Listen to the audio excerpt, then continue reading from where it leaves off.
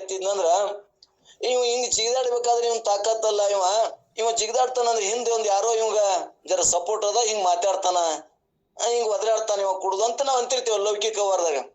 ಹಂಗ ಇವೆಲ್ಲವೂ ಕೂಡ ಕಾರ್ಯಗಳು ಮಾಡ್ತಾರ ಅಂದ್ರ ಹಿಂದೊಬ್ಬ ಯಾರು ಇರ್ಬೇಕಲ್ಲ ಅಂದ್ರ ಅದೇ ವಿಶ್ವಜೀವ ಅದೇ ವಿಶ್ವ ಜೀವನಾಗಿ ಅಲ್ಲಿ ವ್ಯವಹಾರ ಮಾಡ್ತಾನ ಅನ್ನುವಂಥದ್ದನ್ನ ಇಷ್ಟೆಲ್ಲಾ ಇಂದ್ರಿಯಗಳು ಪರಿಕರಗಳನ್ನು ತಗೊಂಡು ವಿಶ್ವ ಜೀವನಾಗಿ ನೇತ್ರ ಸ್ಥಾನದಾಗಿದ್ದು ಇಷ್ಟೆಲ್ಲಾ ವ್ಯವಹಾರ ಮಾಡ್ತಾನ ಅನ್ನುವಂಥದ್ದನ್ನ ಇಲ್ಲಿ ನಮ್ಗೆ ಸ್ಪಷ್ಟ ಮಾಡ್ಕೊಂಡು ಬಂದ್ರು.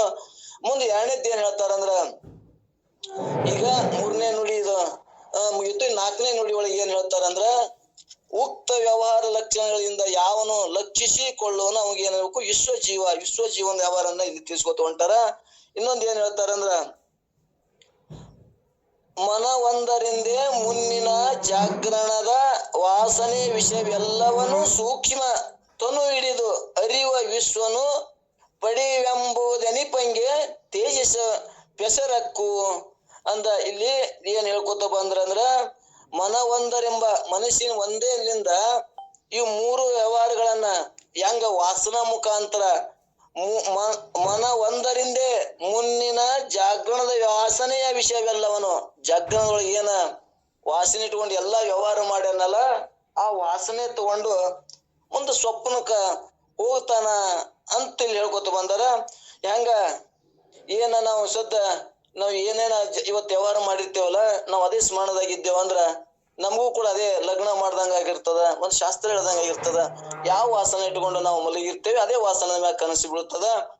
ಇಲ್ಲಿ ಇನ್ನೊಂದ್ ಸ್ವಲ್ಪ ಮುಂದೆ ನಮ್ ಕನಸು ಬೀಳ್ಬೇಕಾದ್ರ ಅನೇಕ ಹಿಂದಿನ ವಾಸನೆ ಅಂದ್ರೆ ಹಿಂದೆ ಇದೇ ಜನ್ಮದಲ್ಲ ಇನ್ನೇ ಅನೇಕ ಜನ್ಮ ಸಂಸ್ಕಾರ ಕೂಡ ಆ ಸೂಕ್ಷ್ಮ ಶರೀರದೊಳಗೆ ಇರ್ತಾವ, ವಾಸನದೊಳಗೆ ಇರ್ತಾವ, ಚಿತ್ತಿನೊಳಗೆ ಸ್ಟಾಕ್ ಇರ್ತಾವ ಅನ್ನುವಂಥದ್ದನ್ನು ನಾವೆಲ್ಲರೂ ಕೇಳ್ಕೊಂಡ್ ಬಂದ್ವಿ, ಎಲ್ಲರಿಗೂ ಅನುಭವ ಅದ. ಒಮ್ಮೊಮ್ಮೆ ಅವನು ಬೀಳ್ತಾವು. ಆದ್ರ ಆ ಸ್ವಪ್ನ ಹೆಂಗಿರ್ತದಂದ್ರ ಅಲ್ಲಿ ಜಡ ಇರ್ತದ ಅನ್ನುವಂಥದ್ದ, ಅಜ್ಞಾನ ಇರ್ತದ ಅನ್ನುವಂಥದ್ದನ್ನ ಅಲ್ಲಿ ನಮ್ಗೆಲ್ಲರಿಗೂ ಸ್ಪಷ್ಟತೆ ಒಂದು ದೃಷ್ಟಾಂತ ಹೇಳ್ಯಾನ. ಆ ದೃಷ್ಟಾಂತ ಏನಂದ್ರ, ಅಲ್ಲಿ ಸತ್ತ ಅನ್ನೋದು ಜ್ಞಾನ ಇಲ್ಲ, ಇಲ್ಲಿ ಹೆಂಗ ನನಗೆ ಇದು ಅಕ್ಕವು ಅನ್ನೋದು ಅಲ್ಲಿ ಏನು ಅಜ್ಞಾನ ಇಲ್ಲಾರ್ದ ಏನ್ ಮಾಡ್ತಾನ, ಆ ಅಜ್ಞಾನ ಇದ್ದ ಸಂಬಂಧ ಆ ಗಂಡ ಹೆಂಡತಿ ಮತ್ತ ಏನು ಗುರುತಿಲ್ಲರೆ ಅವ್ರು ವ್ಯವಹಾರ ಮಾಡ್ತಾರ ಅಲ್ಲಿ. ಅಂದ್ರೆ ಸತ್ತ ಅನ್ನೋದು ವ್ಯವಹಾರ ಇಲ್ಲ. ಹಂಗಿಲ್ಲಿ ಕೂಡ ಏನಾಗ್ತದಂದ್ರ, ಇದು ಜಡ ಇದ್ದ ಸಂಬಂಧ ತನಗೆ ಏನು ಬೇಕು ಅದನ್ನ ತಯಾರು ಮಾಡ್ಕೊಂಡು ಅಲ್ಲಿ ವಿಚಾರಣೆ ಇರುದಿಲ್ಲ, ಅಲ್ಲಿ ಏನ್ ಮಾಡ್ಬೇಕು ಏನ್ ಮಾಡಬಾರ್ದು ವಿಚಾರ ಇಲ್ಲದೆ ಅಲ್ಲಿ ವ್ಯವಹಾರ ಮಾಡ್ತದ. ಯಾವುದು ಈ ಸ್ವಪ್ನ ಅವಸ್ಥೆಯೊಳಗ ಸೂಕ್ಷ್ಮ ಶರೀರ ಈ ಜೀವ ಅಲ್ಲಿ ವ್ಯವಹಾರ ಮಾಡ್ತಾನ ಅನ್ನುವಂಥದ್ದನ್ನ ಇಲ್ಲಿ ಅವ್ರು ಹೇಳ್ಕೊತ ಬಂದ್ರು. ಇಲ್ಲಿ ಹೆಂಗ್ ಮಾಡ್ತಾನಂದ್ರೆ, ಇಲ್ಲಿ ಇದು ಜಡ ಇರ್ತದ, ಇದು ರಜೋಗುಣದ ಉಳ್ಳದಿರ್ತದ, ಇದು ಮನಸ್ಸಿನ ಕಾರ್ಯ ಇರ್ತದ ಅನ್ನುವಂಥದ್ದನ್ನ ನಮ್ಗೆ ಮತ್ತಿಷ್ಟು ಸ್ಪಷ್ಟ ಮಾಡ್ತಾರ. ಇಲ್ಲಿ ಏನ್ ಹೇಳ್ತಾರ, ಉಕ್ತ ವ್ಯವಹಾರ ಲಕ್ಷಣಗಳಿಂದ ಯಾವನು ಲಕ್ಷಿಸಿಕೊಳ್ಳೋನು ಅವಾಗ ವಿಶ್ವ ಜೀವನ ಅಂತ ಹೇಳ್ಕೊತ ಬಂದಾರ. ಬಳಿಕ ತೇಜಸ್ಸ ಜೀವನ ಲಕ್ಷಣ ಹೇಳ್ತಾರ. ಅಂದ್ರೆ ತೇಜಸ್ಸಿ ಜೀವನ ಇವ ಹೆಂಗ್ ವ್ಯವಹಾರ ಮಾಡ್ತಾನ, ವಿಶ್ವ ಜೀವ, ತೇಜಸ್ಸಿ ಜೀವ, ಪ್ರಾಜ್ಞ ಜೀವ. ಇಲ್ಲಿ ತೇಜಸ್ಸಿ ಜೀವ ಹೆಂಗ್ ವ್ಯವಹಾರ ಮಾಡ್ತಾನ ಅಂದ್ರ, 3ರೊಳಗ ಮನ ಒಂದರಿಂದೇ ಮನಾರ ಒಂದೇ 3 ಕಾರ್ಯ ಮಾಡ್ತಾನ ಅನ್ನುವಂಥದ್ದು ಇಲ್ಲಿ ನಮ್ಗೆ ಅನುಭವ ಮಾಡ್ತಾ ಹೇಳ್ತಾರ ಅವ್ರು. ಮನ ಒಂದರಿಂದೇ ಮುನ್ನಿನ ಜಾಗರಣದ ವಾಸನೆ ವಿಷಯವೆಲ್ಲವನು, ಏನು ವಾಸನೆ ಇದಲ್ಲ ಆ ವಾಸನೆಯನ್ನು ಸೂಕ್ಷ್ಮ ಶರೀರದಾಗಿರ್ತದ, ಆ ಸೂಕ್ಷ್ಮ ತನು ಹಿಡಿದು, ತನು ಅಂದ್ರೆ ಇದು ಸ್ಥೂಲ ಸೂಕ್ಷ್ಮ ಶರೀರ ಹಿಡಿದು ತನು ಹಿಡಿದು ವಿಶ್ವನ ಏನ್ ಮಾಡ್ತಾನಪ್ಪ ಅಂದ್ರ, ವಿಶ್ವ ಜೀವನು ಅಲ್ಲಿ ಪಡಿಬಿಂಬವೆಂದೆನಿಪಂಗೆ ಅಂದ್ರ ಪಡಿಬಿಂಬವೆಂದೆನಿಪಂಗೆ ಪ್ರತಿಬಿಂಬದಿಂದ ಆ ಯಾವುದು ಆ ಪ್ರತಿಬಿಂಬ, ಯಾರ ಪ್ರತಿಬಿಂಬ ಇಲ್ಲಿ ನಮ್ಗಿಲ್ಲಿ ಶರೀರದಾಗ ಜೀವ ಅನ್ಬೇಕಿಲ್ಲಿ. ಅಲ್ಲಿ ಆ ಜೀವಕ್ಕೆ ಯಾರು ಪ್ರತಿಬಿಂಬ ಬಿದ್ದಂದ್ರೆ ಕೂಟಸ್ಥ ಚೈತನ್ಯದ ಪ್ರತಿಬಿಂಬ ಬಿದ್ದದಲ್ಲ. ಆ ಜೀವ ಆ ಪ್ರತಿಬಿಂಬದಿಂದ ಅಲ್ಲಿ ಏನ್ ಮಾಡ್ತಾನ, ಇಂದ್ರಿಯ ಒಳಗೆ ಬಿದ್ದು ಇವು ಇಂದ್ರಿಯಗಳ ಕಾರ್ಯ ಮಾಡ್ತಾವು. ಯಾರ ಪ್ರತಿಬಿಂಬ ಬಿದ್ದದ ಅಲ್ಲಿ ಕೂಟಸ್ಥ ಚೈತನ್ಯ ಪ್ರತಿಬಿಂಬ ಬಿದ್ದದ. ಅವಿದ್ಯೆ ಉಪಾಧಿ ತಗೊಂಡು ಇಲ್ಲಿ ಸ್ವಪ್ನ ಅವಸ್ಥೆಯೊಳಗ ಜೀವ ಪ್ರತಿಬಿಂಬದಿಂದ ಗಳಿಸ್ಕೊಂಡು ಇದು ತೇಜಸ್ಸಿ ಜೀವನ ಎಂದು ಇದನ್ನ ಹೆಸರು ಪಡ್ಕೋತದ, ಇದಕ್ಕೆ ತೇಜ ಜೀವನದ ಅನಂತಾರ ಅನ್ನುವಂಥದ್ದನ್ನ ಇಲ್ಲಿ ಹೇಳ್ಕೊತ ಬಂದಾರ. ಮನವೆಂಬ ಒಂದೇ ಸಾಧನೆಯಿಂದ ಜಾಗ್ರದಲ್ಲಿ ಅನೇಕ ವಿಷಯಗಳನ್ನು ಅನುಭವಿಸಿ ವಾಸನೆಯಿಂದ ಕೂಡಿ ಸೂಕ್ಷ್ಮ ಶರೀರದೊಡನೆ ವಿಶ್ವ ಪ್ರತಿಬಿಂಬನಾಗಿ ಸ್ವಪ್ನ ಅವಸ್ಥೆಯಲ್ಲಿರುವ ಆತನು ಇವಾಗ ಏನಿರ್ಬೇಕು ಅಂದ್ರೆ ತೇಜಸ್ಸನೆಂದು ಹೇಳ್ಬೇಕು ಅನ್ನುವಂಥದ್ದನ್ನ ಹೇಳ್ಕೊತ ಬಂದಾರ. ಇಲ್ಲಿ ವಿಶ್ವ ಜೀವ, ತೇಜಸ್ಸಿ ಜೀವ 3 ತನು ಅಂದ್ರ ಜಾಗ್ರ, ಇದು ಒಂದು ಸ್ಥೂಲ, ಇದು ಸೂಕ್ಷ್ಮ, 2 ಶರೀರ ಎರಡು ಅವಸ್ಥೆಗಳನ್ನ ಹೇಳ್ಕೊತ ಬಂದ್ರು. ಎರಡು ಜೀವರುಗಳು, ವಿಶ್ವ ಜೀವ, ತೇಜಸ್ ಜೀವ, ಇವು ಮೂರು ಒಂದು ಕುಂದಿರಿಸಿಕೊಂಡು ಇಲ್ಲಿ ತಾನು ಹೇಳ್ಕೊತ ಬಂದ್ರು. ಬಳಿಕ ಏನ್ ಹೇಳ್ತಾರ ಅಂದ್ರೆ, ಜೀವನಿಗೆ ಪ್ರಾಜ್ಞನೆ ಅಂತ ಹೆಸರು ಬಂದಿರೋದಕ್ಕೆ ಕಾರಣ ಏನೈತಿ ಅಂದ್ರೆ, ಪ್ರಾಜ್ಞೆ ಜೀವಂತ ಯಾಕೆ ಬಂತು? ಜಾಗರಣ ಸ್ವಪ್ನ ಭೋಗದಿಂದಲೂ ಉದಿಸಿ ತಾನಾಗಲೇ ತೋರ್ಕಗಳೆಲ್ಲವು. ಅಂದ್ರೆ ಇಲ್ಲಿ ಜಾಗರಣ ಸ್ವಪ್ನ ಭೋಗದೊಳಗ ತಾನೇ ಎಲ್ಲ ಸೃಷ್ಟಿ ಮಾಡ್ಕೊಂಡು ಇಲ್ಲಿ ಜೀವ ವ್ಯವಹಾರ ಮಾಡ್ತಾನ ಅನ್ನುವಂಥದ್ದನ್ನ ಒಂದೇ ಜೀವ ಸ್ವಪ್ನ ಅವಸ್ಥೆದೊಳಗ ವ್ಯವಹಾರ ಮಾಡ್ತಾನ. ಇಲ್ಲಿ ಅವ್ರು ಏನ್ ಹೇಳ್ಬೇಕಾಗ್ಯದಂದ್ರ, ಜಾಗರಣದೊಳಗನು ಅದೇ ಜೀವ ಜಾಗೃತದೊಳಗನು ವ್ಯವಹಾರ ಮಾಡ್ತಾನ. ಮತ್ತ ಅಲ್ಲಿ ಯಾಕೆ ಬ್ಯಾರೆ ಹಾಕದ? ಇಲ್ಲಿ ಸ್ವಪ್ನ ಅವಸ್ಥೆ ಯಾವ್ದು ಬ್ಯಾರೆ ಹಾಕದ? ಒಂದೇ ಜೀವದ. ಮತ್ತು ಸುಸುಪ್ತಿ ಅವಸ್ಥೆ ಒಂಥರ ಬ್ಯಾರೆ ಕಾರ್ಯದವಲ್ಲ ಅಲ್ಲಿ. ಮತ್ತ ಅದೇ ಜೀವ ಒಂದೇ ತರ ಮಾಡ್ಬೇಕಾಗಿತ್ತಲ್ಲ ಅಂದ್ರ, ಅಲ್ಲಿ ಉಪಾಧಿ ತಗೊಂಡು ಅಲ್ಲಿ ಇಷ್ಟೆಲ್ಲ ಜಾಗೃತ ಅವಸ್ಥೆಗಳು ಪರಿಕರ ತಗೊಂಡು ಅಲ್ಲಿ ವ್ಯವಹಾರ ಮಾಡ್ತದ. ಇಲ್ಲಿ ಸ್ವಪ್ನ ಅವಸ್ಥೆಗಳು ಏನೈತದ ಜಡ ಅದ.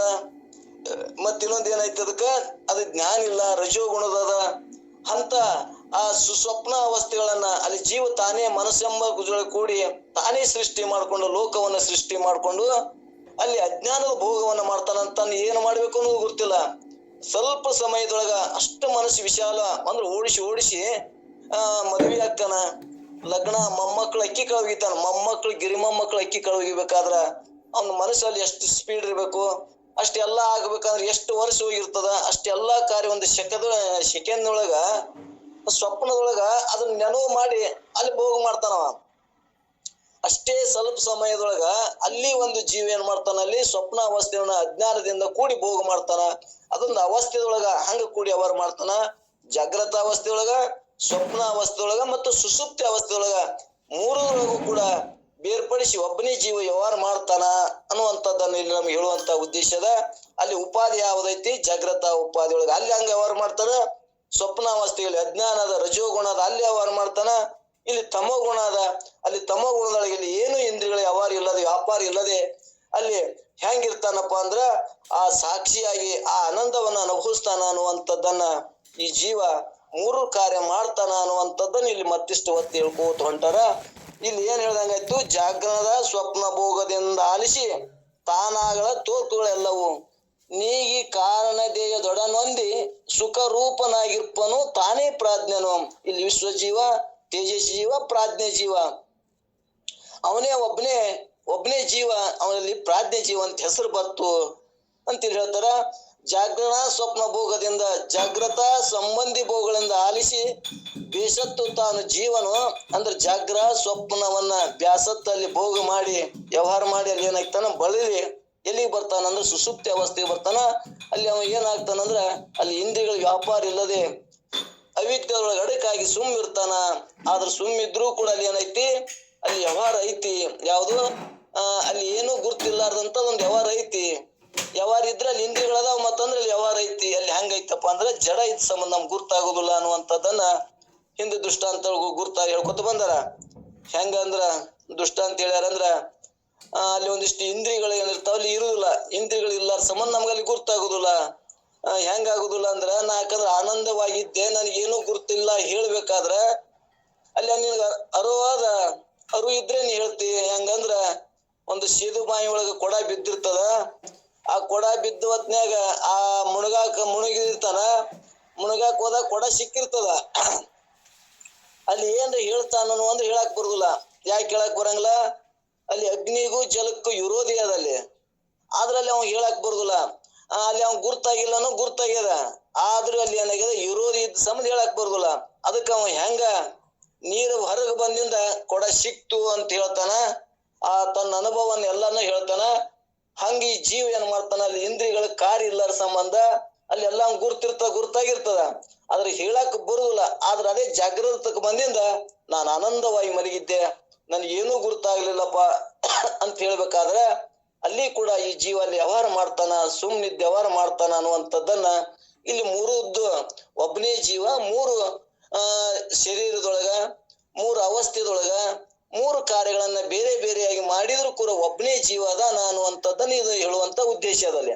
ಒಬ್ಬನೇ ಜೀವ ಮೂರು ದೇಹದೊಳಗ ಮತ್ತು ಮೂರು ಅವಸ್ಥೆದೊಳಗ ಮೂರು ಗುಣಗಳನ್ನು ಒಳಗೊಂಡು ಮತ್ತು ಮೂರು ವೃತ್ತಿಗಳನ್ನು ತಗೊಂಡು ಮತ್ತೆ ಇಷ್ಟೆಲ್ಲಾ ಕಾರ್ಯವನ್ನ ವಿಶ್ವ ಜೀವನಾಗಿ ಕಾರ್ಯ ಮಾಡ್ತಾನ ಅನ್ನುವಂಥದ್ದನ್ನ ಇಲ್ಲಿ ನಮ್ಗೆ ತಿಳಿಸ್ಕೋತ ಬಂದ್ರು. ಇಲ್ಲಿ ಮುಂದೆ ಏನ್ ಹೇಳ್ತಾರಂದ್ರ ಇವತ್ತು ಇದನ್ನ ಮುಗಿಸಿ ಬಿಡ ಎಲ್ಲಾ ಕೇಳ್ಕೊತ ಬಂದಿವಿ, ಎಲ್ಲರಿಗೂ ಇದು ಅನುಭವ ಅದ. ಒಳ್ಳೆ ಮಾಡ ನಾನು ಮತ್ತೆ ಇದು ಅನಿಸ್ತದ. ಇದನ್ನ ಎಷ್ಟಪ್ಪ ಅಂದ್ರೆ 18ನೇ ಪದ್ಯ ಮುಗಿಸಿ ಬಿಡಮು. ಉಪಾಧಿ ಭೇದದ ಮೂಲಕ ಒಬ್ಬನೇ ಜೀವನು ಭೇದವಾಗಿ ಪ್ರತೀತಿಯಾಗಿರುವನೆಂದು ಹೇಳುತ್ತಾರೆ. ಇದು ಏನಪ್ಪಾ ಅಂದ್ರೆ ಇಷ್ಟೊತ್ತನ ಉಪಾಧಿ ಭೇದದಿಂದ ಹಿಂಗ್ ಬ್ಯಾರೆ ಬೇರೆಯಾಗಿ ಹೇಳ್ಕೊತ ಬಂದಾರ, ಆದ್ರೆ ಜೀವ ಮಾತ್ರ ಒಬ್ಬನೇ ಅದಾನ ಅಂತ ಹೇಳುವಂತ ಉಪಾಧಿ ಐತಿ. ಇಲ್ಲಿ ತನು ಭೇದದಿಂದ ಅಹಂಕಾರ ಭೇದವ ಗುಣ ಅಂದ್ರೆ ಇಲ್ಲಿ ತನು ಭೇದದಿಂದ ಶರೀರ ಭೇದದಿಂದ ಅಹಂಕರಣ ಭೇದವೇ ಅಹಂಕಾರಗಳ ಭೇದದಿಂದ ಗುಣದ ಭೇದದಿಂದ ಸತ್ವಾದಿ ಗುಣ ಭೇದದಿಂದ ಅವಸ್ಥಾದಿ ಭೇದದಿಂದ ಜನಿಪುವು. ತನು ಭೇದದಿಂದ ಅಹಂಕರಣ ಭೇದವ ಗುಣದನು ಭೇದದಿಂದ ಅವಸ್ಥಾ ಭೇದ ಜನಿಪುದರಿಂದೋರ್ವ ಜೀವಂಗೆ ಮೂವಿಧಿ ಮೂರು ತರಕದಿಂದ ಜೀವತ್ರಯನು ಅಂದ್ರೆ 3 ಪ್ರಕಾರ ಜೀವತ್ವವು ಎನಿಪುದು ಅಂದ್ರೆ 3 ತರ ಬ್ಯಾರೆ ಬೇರೆ ಅನಿಸ್ತದ. ಅಂದ್ರೆ ಒಬ್ಬನೇಗ 3 ವಿಧದಿಂದ ಜೀವನಿಗೆ ಉಂಟಾಗ್ಯದ. ಅಂದ್ರೆ ಇದು ಒಬ್ಬನೇ ಜೀವದ, ನಾ 3 ಜೀವಗಳಿಗೆ ನೀನ್ ಒಬ್ಬನೇ ಅದೇನೋ ತಿಳಿ ಮೈತ್ರಿ. ನಿನಗೇನೈತಿಲ್ಲ ಜಾಗ್ರ ಸ್ವಪ್ನ ಸುಸುಪ್ತಿ ಒಳಗ ನೀನೇ ಅದಿ, ನಿನ್ನ ತಗೊಂಡು ಅವು ಕಾರ್ಯ ಮಾಡ್ತಾವು. ಆದ್ರ ಅಲ್ಲಿ ಮಾಡುವಂತ ಕಾರ್ಯ ಜಾಗೃತ ಅವಸ್ಥೆ ಒಳಗೆ ಹಿಂಗ ಎಲ್ಲಾ ಪರಿಕರ ತಗೊಂಡು ಹಿಂಗ ಜೀವ ವ್ಯವಹಾರ ಮಾಡ್ತಾರೆ. ಅದೇ ವಿಶ್ವ ಜೀವ ಅನಿಸ್ಕೋತದ. ಸ್ವಪ್ನ ಅವಸ್ಥೆ ಒಳಗ ತೇಜಸ್ ಜೀವ ಅನಿಸ್ತದ. ಸುಸುಪ್ತಿ ಅವಸ್ಥೆ ಕಾರಣ ಅನಿಸ್ಕೋತದ, ಪ್ರಾಜ್ಞೆ ಅನಿಸ್ಕೋತದ. ಅಲ್ಲಿ ಕಾರಣ ಶರೀರ ಇರ್ತದ, ಇಲ್ಲಿ ಸ್ವಪ್ನ ಅವಸ್ಥೆ ಇರ್ತದ, ಜಾಗೃತ ಅವಸ್ಥೆ ಇರ್ತದ. 3 ಕಾರ್ಯಗಳು 3 ಜೀವಗಳು ಬ್ಯಾರೆ ಬ್ಯಾರೆ ಅದಾವನು ಅಂದ್ರೆ ಇಲ್ಲ, ಒಬ್ಬನೇ ಜೀವದಾನ ಅನ್ನುವಂಥದ್ದನ್ನ ಇಲ್ಲಿ ನಮ್ಗೆಲ್ಲರಿಗೂ ಕೂಡ ಇದು ಸ್ಪಷ್ಟ ಅನುಭವಕ್ಕೆ ಬರ್ತದ. ಇದ್ರಾಗ ಏನ ಗದ್ದಲಿಲ್ಲ, ಯಾಕಂದ್ರೆ ನಾವು ಸಾಕಷ್ಟು ಕೇಳ್ಕೊತ ಬಂದೇವಿ. ಇದು ಏನೈತಿ, ಒಬ್ಬನೇ ಜೀವ 3 ಶರೀರದೊಳಗ 3 ಅವಸ್ಥೆ ಒಳಗಿದ್ದು 3 ಕಾರ್ಯಗಳನ್ನ ವೃತ್ತಿಗಳನ್ನ ತಗೊಂಡು ಬ್ಯಾರೆ ಬೇರೆ ಕಾರ್ಯ ಮಾಡಿದ್ರು ಕೂಡ ಒಬ್ಬನೇ ಜೀವದಾನ.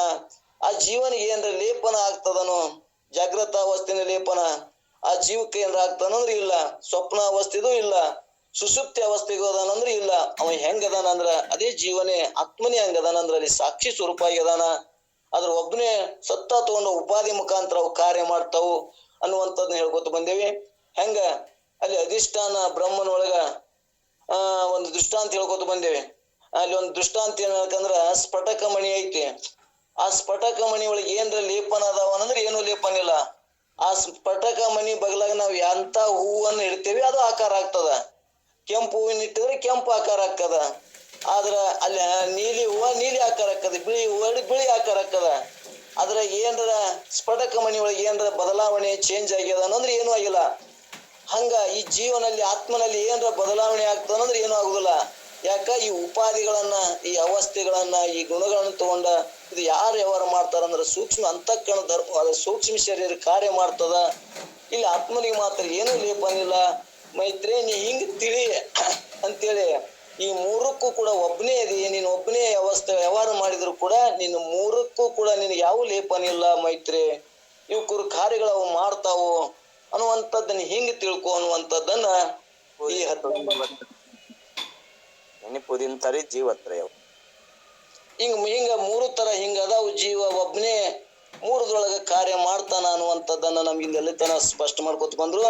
ಸ್ಥೂಲ ಸೂಕ್ಷ್ಮ ಕಾರಣಗಳೆಂಬ ದೇಹ ಭೇದದಿಂದಲೂ ಸತ್ವ ರಜ ತಮಗಳ 3 ಗುಣಗಳ ಭೇದದಿಂದಲೂ ವೈಕಾರಿಕ ತೇಜಸ ಭೂತಾದಿ ಎಂಬ ಇಲ್ಲಿ ವೈಕಾರಿಕ ಜೀವ ತೇಜಸ್ ಜೀವ ಭೂತಾದಿ ಅಂದ್ರೆ ಇದು ಶರೀರ ತಗೊಂಡು ಈ ಅಹಂಕಾರ ಭೇದದಿಂದಲೂ ಜಾಗ್ರ ಸ್ವಪ್ನ ಸುಸುಪ್ತಿಗಳನ್ನ 3 ಅವಸ್ಥೆಗಳ ಭೇದದಿಂದಲೂ ಒಬ್ಬನೇ ಜೀವನಿಗೆ ವಿಶ್ವ ತೇಜಸ ಪ್ರಾಜ್ಞನೆಂಬ 3 ಹೆಸರುಗಳು ಬಂದಿರ್ತಾವು ತಿಳಿ ಮೈತ್ರಿ ಅನ್ನುವಂಥದ್ದನ್ನ ಈ 6ನೇ ನುಡಿ ಹೇಳ್ಕೊತ ಬಂದು ಇವತ್ತಿನ 18ನೇ ಪಾಠ ಇದು 18ನೇ ಸೂತ್ರ ಇವತ್ತೇನು ಮಾಡ್ತೇವಪ್ಪ ಇವತ್ತು ಮುಗಿಸೋಣ. ಮತ್ತೆ ನಾಳೆ 19 ನೋಡೋಣ. ಇದ್ರ ಬಗ್ಗೆ ಇನ್ನೊಂದ್ ದಿವಸ ಆದ್ರೆ ಏನಾದ್ರು ಸಂಶಯಗಳಿದ್ರ ಚರ್ಚೆ ಮಾಡ್ಕೊಂಡು ಇನ್ನಿಷ್ಟು ಇದನ್ನ ಸ್ಪಷ್ಟ ಮಾಡ್ಕೊಳ್ಳೋಣ ಅನ್ನುವಂಥದ್ದನ್ನ ಒಂದೆರಡು ಮಾತುಗಳನ್ನ